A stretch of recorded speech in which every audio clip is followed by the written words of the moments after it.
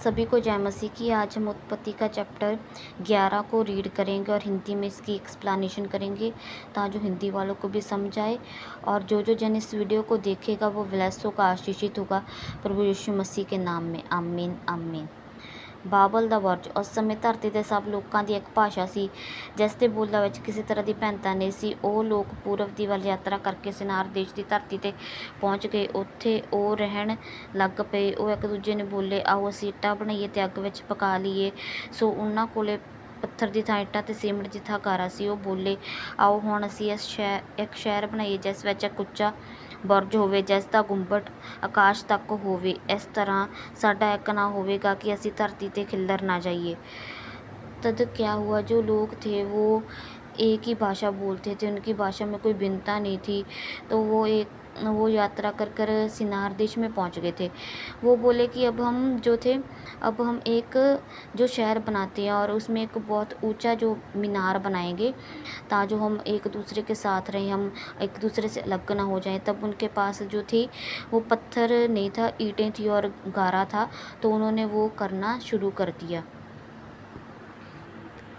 तद प्रभु थल्ले उतरिया कि ਮਨੁੱਖੀ ਹੱਥਾਂ ਦੇ ਬਣਾਏ ਸ਼ਹਿਰ ਅਤੇ ਬੁਰਜ ਨੂੰ ਦੇਖੇ। ਪ੍ਰਭੂ ਨੇ ਕਿਹਾ, ਇਹ ਇੱਕ ਹੀ ਤਰ੍ਹਾਂ ਦੇ ਲੋਕ ਹਨ, ਇਹਨਾਂ ਦੀ ਭਾਸ਼ਾ ਵੀ ਇੱਕ ਹੀ ਹੈ। ਇਹ ਤਾਂ ਇਹਨਾਂ ਦੇ ਕੰਮਾਂ ਦਾ ਆਰੰਭ ਹੈ। ਇਹਨਾਂ ਲਈ ਮਿਲ ਕੇ ਕੁਝ ਵੀ ਕਰਨਾ ਅਸੰਭਵ ਨਹੀਂ। ਇਸੇ ਲਈ ਆਓ ਹੇਠਾਂ ਚੱਲੀਏ ਅਤੇ ਇਹਨਾਂ ਦੀ ਭਾਸ਼ਾ ਵੱਖ-ਵੱਖ ਕਰ ਦਈਏ ਕਿ ਉਹ ਇੱਕ ਦੂਜੇ ਨੂੰ ਸਮਝ ਨਾ ਸਕਣ। ਸੋ ਪ੍ਰਭੂ ਨੇ ਉਹਨਾਂ ਨੂੰ ਸਾਰੀ ਧਰਤੀ 'ਤੇ ਖਿੰਡਾ ਦਿੱਤਾ ਅਤੇ ਉਹ ਸ਼ਹਿਰ ਬਣਾਉਣਾ ਬੰਦ ਕਰ ਦਿੱਤਾ। ਉਸ ਸ਼ਹਿਰ ਦਾ ਨਾਂ ਬਾਬਲ ਰੱਖਿਆ, ਕਿਉਂਕਿ ਉੱਥੇ ਪ੍ਰਭੂ ਨੇ ਉਹਨਾਂ ਦੀ ਭਾਸ਼ਾ ਵੱਖ ਕੀਤੀ ਸੀ ਅਤੇ ਉਹਨਾਂ ਨੂੰ ਸਾਰੀ ਧਰਤੀ 'ਤੇ ਖਿੰਡਾ ਦਿੱਤਾ ਸੀ। तद परमेश्वर ने देखा कि हम जो मनुष्य वो बना रहे वो शहर वो बुर्ज को देखेंगे। सो परमेश्वर ने वो मीनार और शहर को देखा तो प्रभु ने क्या देखा कि इनकी भाषा, इन लोगों की भाषा एक है। ये तो परमेश्वर ने सोचा इनके कामों का आरंभ है, इनके लिए मिलकर कुछ भी करना असंभव नहीं है। क्या पता ये कोई बड़ा पाप ना कर दें मिलकर। सो परमेश्वर ने उनकी भाषा को अलग कर दिया और उन्हें पूरी धरती पर फैला दिया। तब परमेश्वर ने उन्हें पूरी धरती पर खिंडा दिया और उन्होंने वो जो शहर था वो बनाना बंद कर दिया और जो था उनकी जो भाषा थी वो परमेश्वर ने अलग कर दी। सारी धरती पर वो फैल गए। शेम दा वंश। ये शेम दा वंश का लेखा है। हड़ दे 2 साल पिछों शेम 100 साल का सी। उसके घर पुत्र अरपकसद ने जन्म लिया। उसके पिछों शेम 500 साल जिंदा रहा। उसके होर भी पुत्र धीआं सन। अरपकसद 35 साल का सी जो उसके घर सले ने जन्म लिया। सले के जन्म के पिछों अरपकसद 403 साल जिंदा रहा तो उसके होर भी पुत्र धीआं सन। सले 30 साल का सी जो उसके घर एबर ने जन्म लिया। एबर के जन्म पिछों सरे 403 साल जिंदा रहा तो उसके होर भी पुत्र धीआं सन। अब ये वो जो है वो शेम का जो वंश वो बताया गया है। शेम से जो था अरपकसद हुआ, फिर अरपकसद से सले हुआ और सले से बाद में एबर। इस प्रकार जो थे और उनकी उम्र भी जो थी इस प्रकार कम होती गई। शेम की उम्र जो थी वो 500 साल थी और उसके बाद उसके जो बेटे की थी 403 साल की थी। इस प्रकार परमेश्वर उम्र को कम करते गए। एथर 34 साल का सी जो उसके घर पलग ने जन्म लिया। पलग के जन्म पिछों एथर 430 साल जिंदा रहा। उसके होर भी पुत्र धीआं सन। पलग 30 साल का सी जो उसके घर रियों ने जन्म लिया। रियों के जन्म के पिछों पलग 209 साल जिंदा रहा तो उसके होर भी पुत्र धीआं सन। रियो 32 साल का सी जो उसके घर सगूर ने जन्म लिया। रूग के जन्म के पिछों रियू 207 साल जिंदा रहा। उसके होर भी पुत्र धीआं सन। सरूग 30 साल का सी जो उसके घर नाहोर ने जन्म लिया। नाहोर के जन्म पिछों सरूग 200 साल जिंदा रहा। उसके होर भी पुत्र धीआं सन। न्योर 29 साल का सी जो उसके घर तमार ने जन्म लिया। तमार के जन्म लैण पिछों न्योर 119 साल जिंदा रहा। उसके होर भी पुत्र धीआं सन। तमार 70 साल का सी जो उसके घर अब्राम, नाहोर अते हरान ने जन्म लिया। सो इस प्रकार परमेश्वर ने उम्र को कम करना शुरू कर दिया था, क्योंकि जो पाप था वो धरती पर फैल रहा था। तो परमेश्वर ने सोचा कि मनुष्य को इतने उम्र जो है देनी अच्छी नहीं है।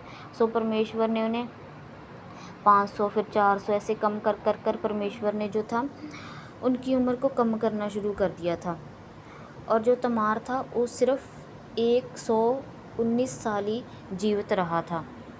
और आगे जो तमार के वो 3 पुत्र थे, अब्राम, नाहोर और हरान। तमार ਦਾ ਵੰਸ਼, ਇਹ ਤਮਾਰ ਦੇ ਵੰਸ਼ ਦਾ ਲੇਖਾ ਹੈ। ਉਸ ਦੇ 3 ਪੁੱਤਰ ਅਬਰਾਮ, ਨਾਰੋ ਅਤੇ ਹਰਾਨ ਸਨ। ਹਰਾਨ ਦੇ ਪੁੱਤਰਾਂ ਦਾ ਨਾਂ ਲੂਤ ਹਰਾਨ ਦੇ ਪੁੱਤਰ ਦਾ ਨਾਂ ਲੂਤ ਸੀ। ਹਰਾਨ ਆਪਣੀ ਜਨਮ ਭੂਮੀ ਬਾਬਲ ਦੇ ਸ਼ਹਿਰ ਊਰ ਵਿੱਚ ਮਰ ਗਿਆ। ਉਸ ਦਾ ਪਿਤਾ ਤਮਾਰ ਉਸ ਸਮੇਂ ਜਿਉਂਦਾ ਸੀ। ਅਬਰਾਮ ਅਤੇ ਨਿਓਰ ਨੇ ਵੀ ਵਿਆਹ ਕੀਤਾ। ਅਬਰਾਮ ਦੀ ਪਤਨੀ ਦਾ ਸਾਰਈ ਸੀ ਅਤੇ ਨਾਰੋ ਦੀ ਪਤਨੀ ਦਾ ਮਿਲਕਾ ਸੀ। ਮਿਲਕਾ ਦਾ ਪਿਤਾ ਹਰਾਨ ਸੀ, ਜਿਸ ਦੇ ਪੁੱਤਰ ਦਾ ਨਾਂ ਜਿਸ਼ਕਾ ਸੀ। ਸਰਾਈ ਬਾਂਝ ਸੀ, इसलिए लिए उसके घर कोई संतान नहीं सी। आगे तमार का वंश बताया गया है। जो तमार था उसके 3 पुत्र थे और जो हरान था उसका बेटा लूत था। और वो हरान जो था वो अपनी जन्मभूमि में जो उसकी मौत हो गई थी। और जो अबराम था और नाहोर था, उन्होंने बाद में शादी की। तो जो अबराम की पत्नी थी साराई, वो बांझ थी। और तरान ने अपने पुत्र अब्राहम पोते लूत ਨੂੰ ਤਰਾਂ ਨੇ ਆਪਣੇ ਪੁੱਤਰ ਅਬਰਾਹਮ ਪੋਤੇ ਲੂਤ ਨੂੰ ਅਤੇ ਸਰਾਈ ਨੂੰ ਨਾਲ ਲੈ ਕੇ ਬਾਬਲ ਦੇ ਸ਼ਹਿਰ ਨੂੰ ਛੱਡ ਦਿੱਤਾ।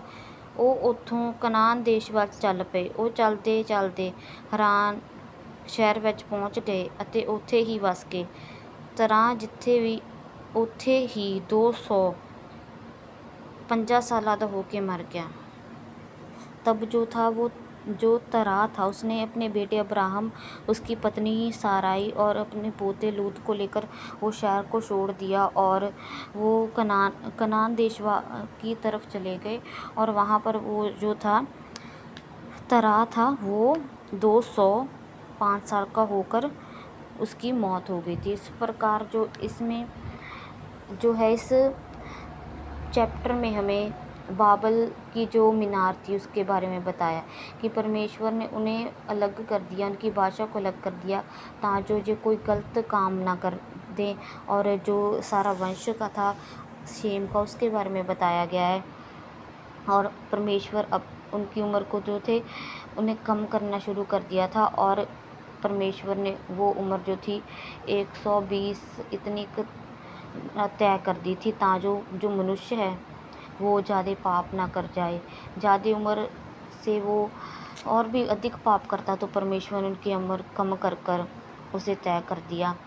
और परमेश्वर क्योंकि नहीं चाहते कि कोई भी मनुष्य नाश हो, वो बचाना चाहते हैं हर एक जन को। इसलिए परमेश्वर के साथ जुड़े रहें, उसमें अड़े और खड़े रहें ताकि आप ब्लेस हो सकें और परमेश्वर के नाम को ऊँचा कर पाएँ। प्रभु यीशु मसीह के नाम में आमीन, आमीन, आमीन।